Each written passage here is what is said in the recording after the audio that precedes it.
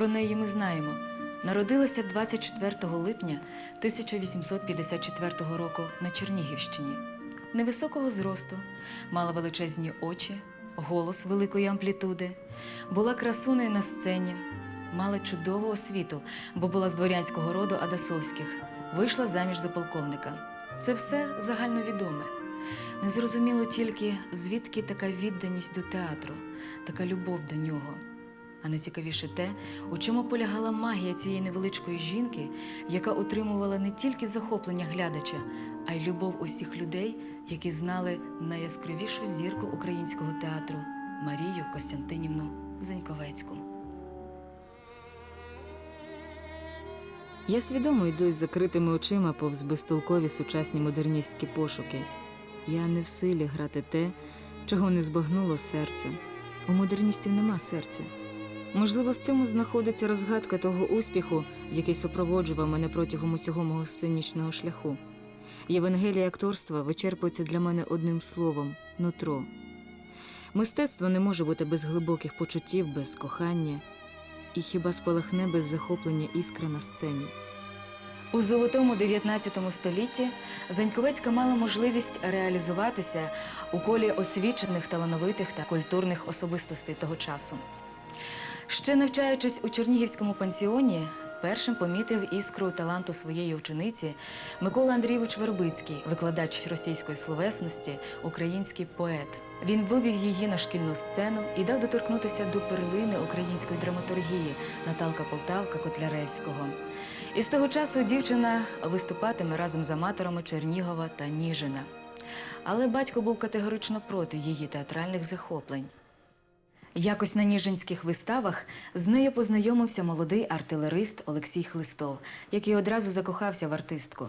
Почав бувати у домі Адасовських, своєю інтелігентністю сподобався родині Марії і, здавалося, як ніхто інший розумів уподобання молодої дівчини. «Вам залишається піти заміж за людину, яка б співчувала вашим прагненням», – говорив він. Погодившись на шлюб, Марія чекала більшої свободи своїм мистецьким уподобанням, і у травні 1877 року церковні дзвони сповістили про їхній шлюб. Ставши Марією Хлистовою, пташка вилетіла з родинного гнізда і була переконана, що поїде до Петербургу навчатися у консерваторію. Але на ділі вийшло інакше. Коли Маня завела про це розмову із своїм чоловіком, то почула таку відповідь: призначення жінки – бути доброю дружиною, хазяйкою і матір'ю, а не думати про театри та консерваторію.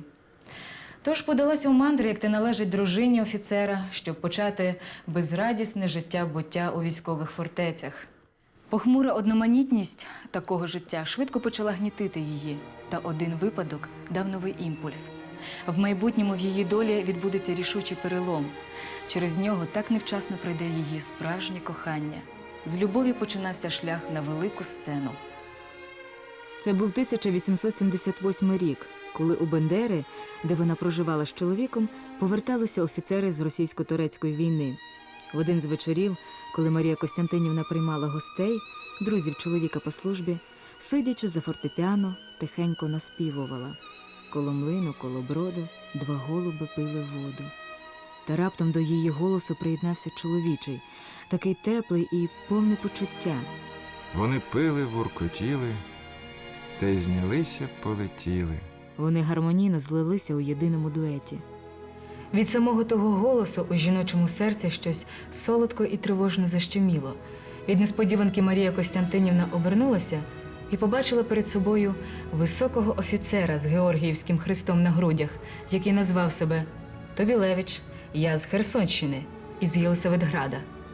«А я Чернігівка», – відповіла Марія. Так відбулася перша зустріч Марії Костянтинівни із товаришем її чоловіка Миколою Карповичем Тобілевичем. З того часу почалась важка історія їхнього кохання. Вони були ще молоді, талановиті і хотіли якнайкраще використати свої сили. Ще у Бендерах Микола Карпович почав турбуватися про виняткове обдарування Марії, і він там організував драматичний аматорський гурток. Разом вони почали грати у п'єсі «Наталка Полтавка». Вони вражали глядачів красою своїх голосів, обличчями, а головне – щирістю почуттів. Здавалося, ніби я зазирнув у безодню, з дна якої, з надр земних, на мене блиснув дивовижний самоцвіт. І такого самоцвіту ще на землі не бувало. Одним словом, перед нами в той знаменитий вечір спалахнув вогонь Прометея, геній. Друзі Марії неодноразово дорікали її чоловікові, що він несправедливо приховує від світу її обдарованість.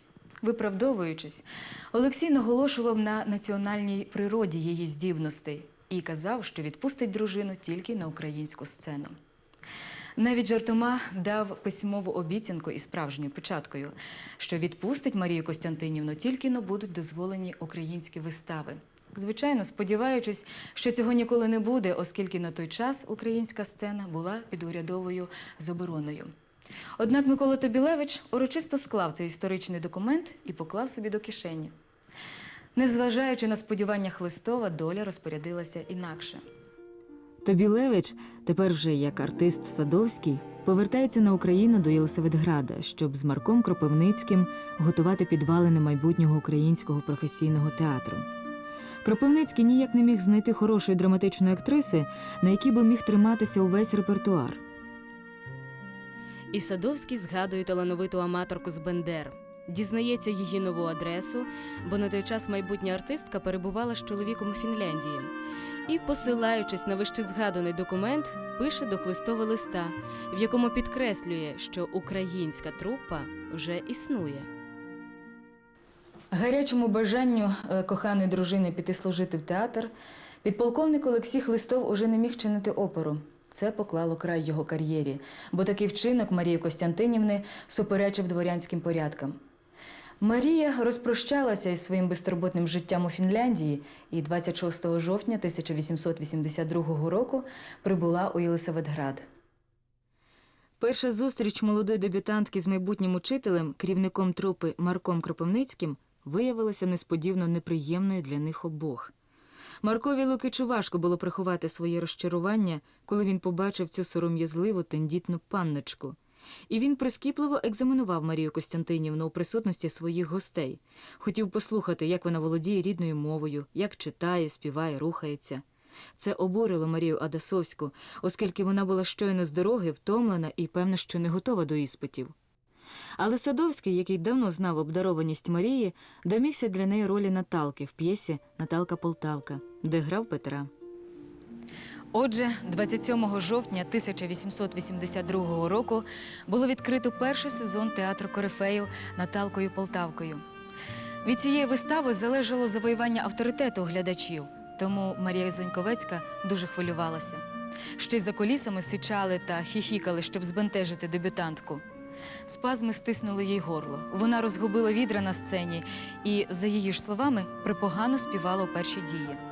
Зате у решті дій вона цілком опанувала себе і провела їх з величезним успіхом, таким, який завжди супроводжував її надалі.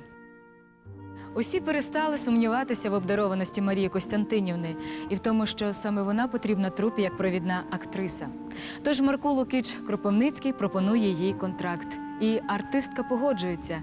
Вона стала улюбленицею Марка Лукича. Коли Марія почала свою акторську кар'єру, чоловік усього себе присвятив дружині. Він навіть зняв у Боярці дачу, щоб підтримати її здоров'я. Та це вже не рятувало їхньої ситуації. Вони віддалялися одне від одного, і головною причиною був Микола Садовський. Марія сходила на п'єдестал слави, але в душі її була тривога. Вона вже не могла боротися із своїми почуттями і відважується на розлучення. У грудні Садовський отримав листа від Хлистова. Шановний Микола Карповичу, вказані мною особи дали свідчення, що влітку 1883 року застали вас у Києві з моєю дружиною. Консисторія запитає вас, чи визнаєте ви, що мою дружину справедливо звинувачено у незаконних зв'язках з вами? Ствердна відповідь приведе до розв'язки. Я буду задоволеним, якщо ви вчините як чесна людина, як колишній друг, і як того вимагає справедливість. 11 вересня 1888 року Синод ствердив розлучення. В його постанові була засуджена зрада Марії, і за цей гріх вона мала пройти у церкві процес епітемії. що позбавляло її можливості вступити в церковний шлюб з іншим чоловіком. Кока, мій милий, пишу тобі з таким болем в душі, що і передати важко. Я приїхала в Заньки відпочити і побачитися з рідними. За кілька днів після мого приїзду батько запитав мене, чи правда, що я хочу розлучитися з мужем заради Садовського. Так, правда, відповіла я. Він єдиний, кого я кохаю. Батько скипів. Тож будь проклята, геть з мого дому, щоб і ноги твоєї тут ніколи не було. У мене більше нема дочки Мані. З цими словами він виштовхнув мене за двері, а слідом викинув мій чемодан. Не знаю, чи добре я роблю, що говорю тобі все це, але я дала собі слово нічого від тебе не приховувати. Марія. У таких обставинах починалось спільне життя Заньковецької із Садовським, яке поступово перетвориться у суцільну болісну драму. І вона вже ніколи не буде мати спокою. Бували часи, коли тільки на сцені оживала її наболіла душа.